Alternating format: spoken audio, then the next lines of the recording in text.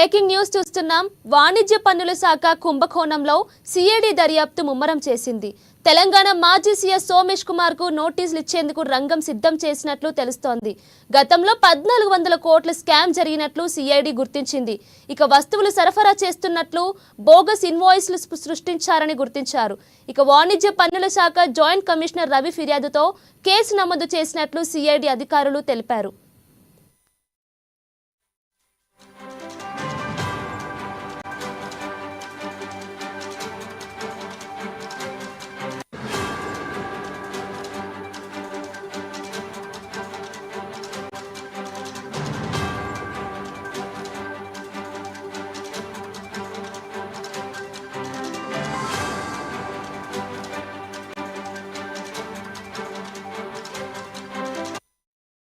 వాణిజ్య పన్నుల శాఖ కుంభకోణంలో సిఐడి దర్యాప్తు ముమ్మరం చేసింది. తెలంగాణ మాజీ సీఎస్ సోమేష్ కుమార్ కు నోటీసులు ఇచ్చేందుకు రంగం సిద్ధం చేసినట్లు తెలుస్తోంది.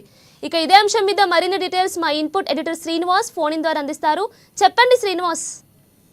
రైట్ కీర్తన, ఏదైతే వాణిజ్య పన్నుల శాఖలో 1400 కోట్ల రూపాయల కుంభకోణం జరిగినట్లు గుర్తించడం జరిగింది. దీనికి సంబంధించి మాజీ సీఎస్ సోమేష్ కుమార్ మెడకు చుట్టుకునేలా కనిపిస్తుంది. ఎందుకంటే దాదాపుగా 1400 కోట్ల రూపాయల కుంభకోణం జరిగినట్లుగా కూడా సిఐడి గుర్తించింది. దీనికి సంబంధించి చూసుకుంటే కనుక ఏదైతే కొన్ని వస్తువులకు సంబంధించి అంటే సీఎస్ గా ఉన్నప్పుడు ఏవైతే ఉన్న ఆ పదవిలో ఉన్నప్పుడు సెక్రటేరియట్ కావచ్చు, రాష్ట్రానికి కావచ్చు కొన్ని వస్తువులు కొనుగోలు చేయాల్సి ఉంటుంది. ఏవైతే రాష్ట్ర ప్రభుత్వానికి అవసరం వాటికి సంబంధించిన ఈ కుంభకోణంగా సిఐడి పోలీసులు గుర్తించారు. ఏవైతే కొనుగోలు చేశారో రాష్ట్ర ప్రభుత్వానికి అవసరమైన కొనుగోలు చేసిన వాటికి సంబంధించి ఇన్వాయిస్ ఎక్కడ కూడా లేదు. అవన్నీ కూడా డూప్లికేట్ బోగస్ ఇన్వాయిస్లు పెట్టి 1400 కోట్ల రూపాయలు క్లెయిమ్ చేసినట్లుగా సిఐడి అధికారులు గుర్తించడం జరిగింది. అయితే వాణిజ్య పన్నుల శాఖ ఎవరైతే ఉన్నారో జాయింట్ కమిషనర్ ఎవరైతే ఉన్నారో జాయింట్ కమిషనర్ ఏదైతే ఈ కుంభకోణం జరిగినట్లు గుర్తించి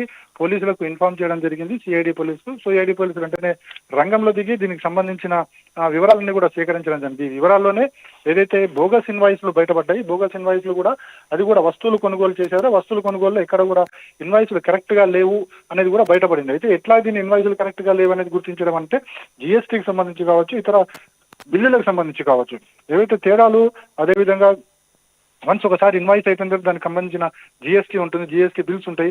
సో ఈ తేడాలన్నింటినీ కూడా గమనించడం జరిగింది. ఇప్పుడు సిఐడి ఈ కుంభకోణం 1400 కోట్ల కుంభకోణాన్ని పూర్తి స్థాయిలో క్షుణ్ణంగా పరిశీలించాలని చెప్పేసి కూడా భావిస్తుంది. దీనికి సంబంధించి విచారణ కూడా త్వరలో చేపట్టే అవకాశం ఉంది.